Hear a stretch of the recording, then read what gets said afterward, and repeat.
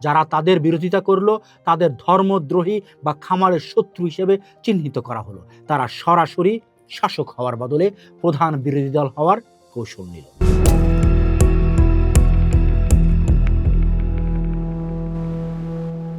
George অরওয়েলের animal farm যখন লেখা হয়েছিল তখন সেটি ছিল তৎকালীন সোভিয়েত ইউনিয়নের সর্বগ্রাসী শাসনের একটি রূপক। 2024 পরবর্তী বাংলাদেশে যদি সেই রূপকটি প্রয়োগ করা হয় তবে দৃশ্যপটটি আরও ভয়াবহ ও সূক্ষ্ম রূপ ধারণ করে। এখানে নেপোলিয়নরা কেবল পেশি শক্তির জোরে নয়, বরং মেধা এবং ধর্মের এক অদ্ভুত সংমিশ্রণে খামার দখল করে। মনোর ফার্মের পুরনো মালিকদের বিতাড়িত করার পর এক অদ্ভুত নিস্তব্ধতা নেমে এসেছিল। পশু পাখিরা ভেবেছিল এবার বুঝি সাম্য আসবে, কিন্তু রাতের অন্ধকারে একদল শূকর খামারের মূল বার্ন বা শস্য গুদামের দখল নিতে শুরু করল। তারা অন্যান্য শূকরদের মতো কর্কশ ছিল না, তারা কথা বলতো নিচু স্বরে, চোখে তাদের বিনয় আর মুখে সবসময় পবিত্রতার গুলি। তাদের চাল চলন ছিল অত্যন্ত মার্জিত। তারা নিজেদের পরিচয় দিল মেধাবী সংস্কারক হিসেবে। তারা ধর্মকে বিক্রি করা শুরু করলো ব্যবসায়ী পণ্য হিসেবে। 2024 পরবর্তী সময়ে খামার নিয়ন্ত্রণ নেওয়ার কৌশল বদলে গেল। এই যে নতুন গোত্রটি সরাসরি আক্রমণে না গিয়ে মেধার কার্ড খেললো, ধর্মের কার্ড খেললো। খামারের প্রশাসনিক পদগুলো যেখান থেকে খাবার বন্টন হয়, ব্যাংক বা আর্থিক প্রতিষ্ঠান, সেখানে নিয়োগ দেওয়া হলো এমন সব পশুদের যারা দেখতে অত্যন্ত ভদ্র এবং শিক্ষিত। তারা বলতে শুরু করলো পুরনো পশুরা অযোগ্য ছিল, আমরা মেধাবী, তাই আমাদের হাতেই চাবিকাঠি থাকা নিরাপদ। কিন্তু অতি দ্রুত দেখা গেল খামারের শস্য ভাণ্ডার থেকে শুরু করে দুধের বালতি সবকিছুই একটি বিশেষ গোষ্ঠীর গোয়ালে জমা হচ্ছে। সাধারণ পশু পাখিরা যখন ক্ষুধার্ত, তখন এই ধর্ম ব্যবসায়ী মেধাবীরা খামারের প্রতিটি স্তম্ভ নিজেদের দখলে নিয়ে। খামারে পুরনো দিনের কিছু গান ছিল, কিছু উৎসব ছিল যা ঋতুভেদে পশুরা উদযাপন করত। নতুন অধিপতিরা ঘোষণা করলো এই সব উৎসব পশু বিরোধী এবং অপবিত্র। তারা খামারের পুরনো স্মৃতিস্তম্ভ এবং পশু পাখিদের শ্রদ্ধার জায়গাগুলো হাতুড়ি দিয়ে গুড়িয়ে দিতে লাগলো। তারা যুক্তি দিল স্মৃতি আঁকড়ে ধরা মানেই পথভ্রষ্ট হওয়া। খামারের দোয়েল শ্যামা পাখিদের গান গাইতে নিষেধ করা হলো, কারণ তাদের সুর নাকি খামারের নতুন শৃঙ্খলার পরিপন্থী।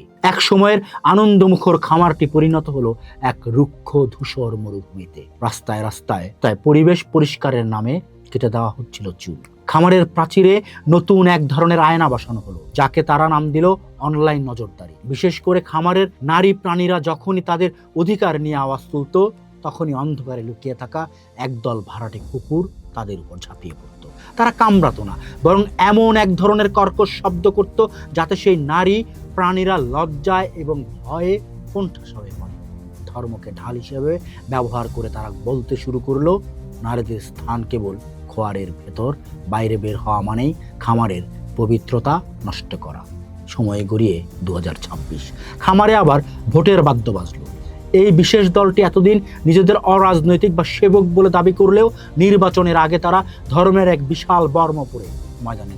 তারা প্রচার করলো আমাদের ভোট দেওয়া মানেই বেহেশতের পথ প্রশস্ত করা।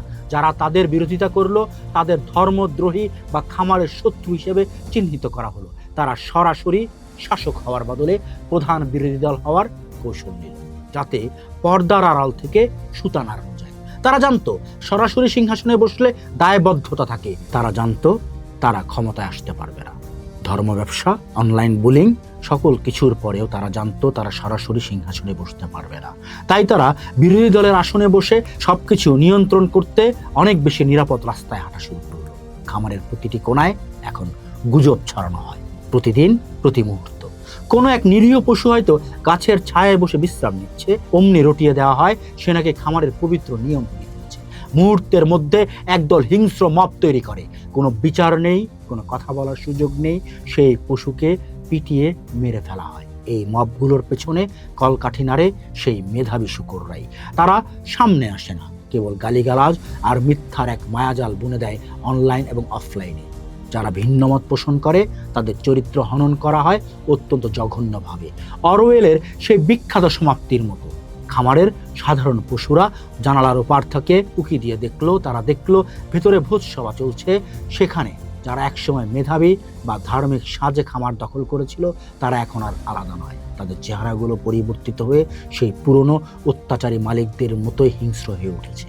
খামারের দেয়ালে লেখা 7টি নীতি মুছে দিয়ে এখন কেবল একটি বড় নীতি লেখা হয়েছে: সকল পশুই সমান, তবে যারা ধর্মের দোহাই দিয়ে মেধার মুখোশ পরে তারা অন্যদের থেকে বেশি সমান, অপরাজেয়। খামারের পশুরা বুঝতে পারলো তারা এক অন্ধকার থেকে মুক্তি পেয়ে আরো গভীর এবং সুসংগঠিত এক অন্ধকারে প্রবেশ করেছে, যেখানে প্রতিবাদ মানেই মৃত্যু, ভিন্নমত মানেই পবিত্রতার অবমাননা। 2024-এর মুক্তির স্বপ্ন 2026-এ এসে এক বিশাল উপহাসে পরিণত হচ্ছে। খামারটি এখন আর পশুদের নেই, এটি এখন এক সূক্ষ্ম রাজনীতির কারখানায় পরিণত হতে যাচ্ছে, যেখানে প্রতিটি ইট আর পাথরের নিচে চাপা পড়ে আছে সাধারণের অধিকার আর সংস্কৃতির লাশ। আর সেই লাশের উপর পা মারিয়ে চিৎকার করে হাসছেন ধর্মকে উপজীব্য করে বেঁচে ওঠা একদল মেধাবী।